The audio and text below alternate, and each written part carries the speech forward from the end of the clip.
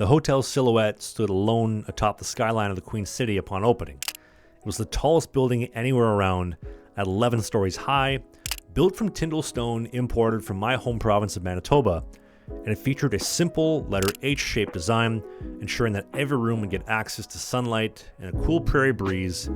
And the hotel's boxy design actually really suited the vast landscapes that surrounded it. And believe it or not, only a few weeks after opening, the Canadian National Railway would announce plans to build a hotel of their own 2 hours north in Saskatoon. And that hotel would become the Bessborough Hotel.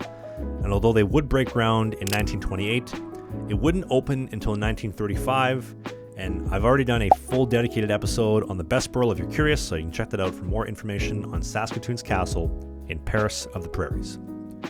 The Hotel Saskatchewan was the 14th railway hotel in the Canadian Pacific Network, and for decades it welcomed guests arriving just down the street at Regina Union Station.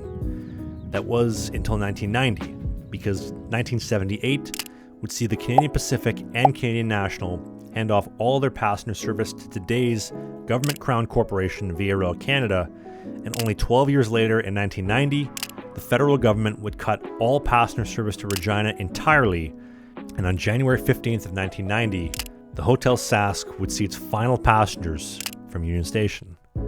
Now, the Hotel Saskatchewan played a huge role in building the city of Regina via the passenger trains that built our country. From what would have been the Chateau Coupelle, connecting Regina all the way to Prince Rupert on the edge of the Pacific, which is an absolutely stunning journey if you haven't had a chance to try it. I can't recommend it enough. Or Canadian Pacific's The Canadian, taking passengers east to Montreal and Ottawa, or west to Vancouver.